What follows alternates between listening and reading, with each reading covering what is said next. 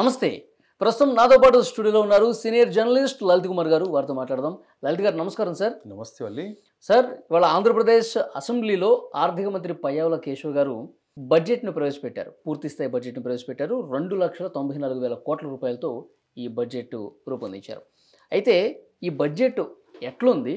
ఏ రంగానికి కేటాయింపులు ఎట్లా ఉన్నాయి? వల్లి, ముందుగా ఈ బడ్జెట్ కేటాయింపులు కంటే ముందుగా మనం ఈ బడ్జెట్ ఎలా ఉందంటే మనం ఓవరాల్గా చూస్తే ఈ బడ్జెట్ అద్భుతమైన బడ్జెట్గా మనం చెప్పుకోవచ్చు.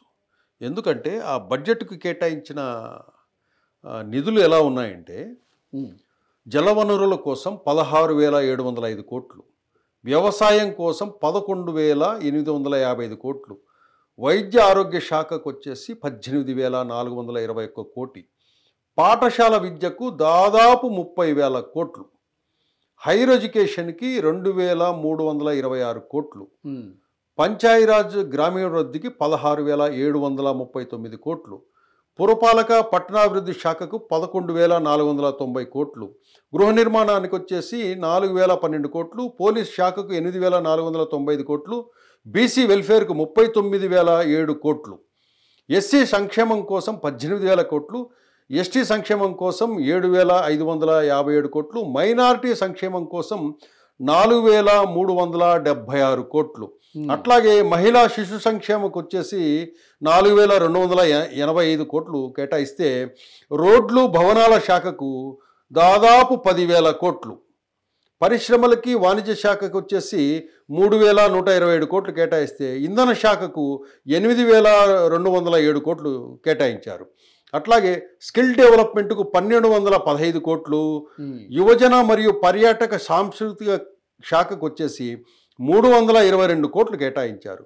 అలాగే పర్యావరణం అటవీ శాఖకు సంబంధించి 687 కోట్లు కేటాయించారు. అమరావతి ఔటర్ రింగ్ రోడ్డు నిర్మాణానికి నిధులు దాన్ని ఇంకా కేటాయించలేదు. దానికి దాదాపు 189 కిలోమీటర్లకి ఎంత అప్పుడు బడ్జెట్ అవుతుందో దాన్ని కూడా ఈ బడ్జెట్లో పెట్టారు. అట్లాగే ఉద్యోగాలలో స్పోర్ట్స్ కోటా కోసం 3% రిజర్వేషన్ అవకాశం కల్పించారు. ఈ విధంగా నిర్ణయం తీసుకున్నారు. ఇక్కడ ప్రధానంగా చెప్పుకోవాల్సింది ఏంటంటే మనం బీసీ సంక్షేమం, బీసీ వెల్ఫేర్ కోసం దాదాపు 39,000 కోట్లు అంటే 40,000 కోట్లు, అట్లాగే పాఠశాల విద్యకు దాదాపు 30,000 కోట్లు, అలాగే హైయర్ ఎడ్యుకేషన్కు 2,324 కోట్లు.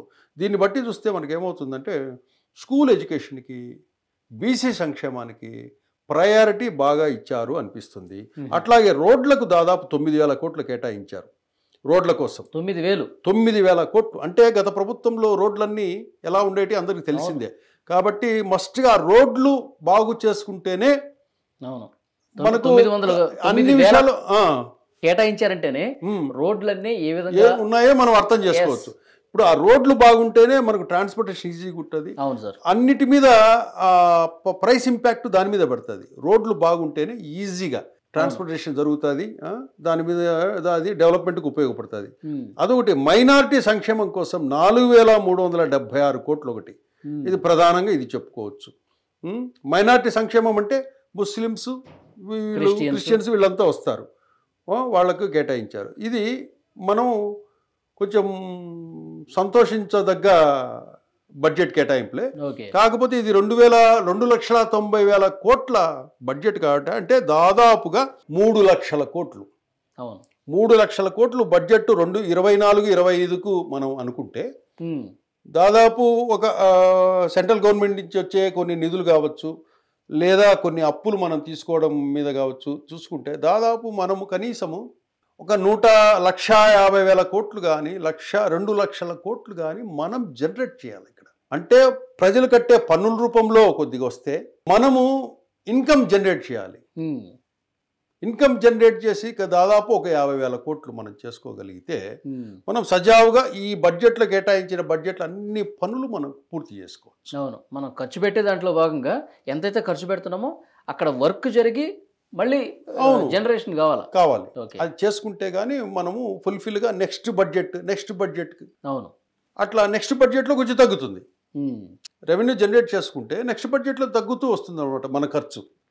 కాబట్టి దీనికోసము గవర్నమెంట్ ప్రజలు కూడా సహకరించాలా.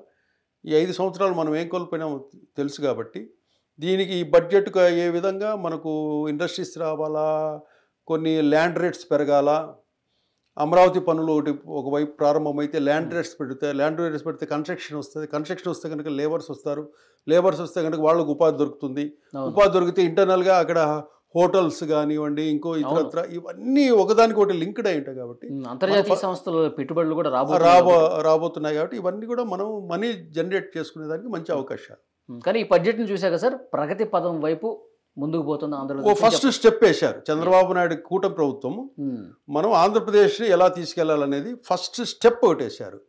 దీనికి అందరూ కూడా సహకరించాలి, ప్రజలు, రాజకీయ నాయకులు, రాజకీయ పార్టీలు అందరూ కూడా సహకరించితే గానీ మనం అమరావతిని, మన ఆంధ్రప్రదేశ్ని డెవలప్ చేసుకోవాలి. Thank you very much Lalit garu. Thank you.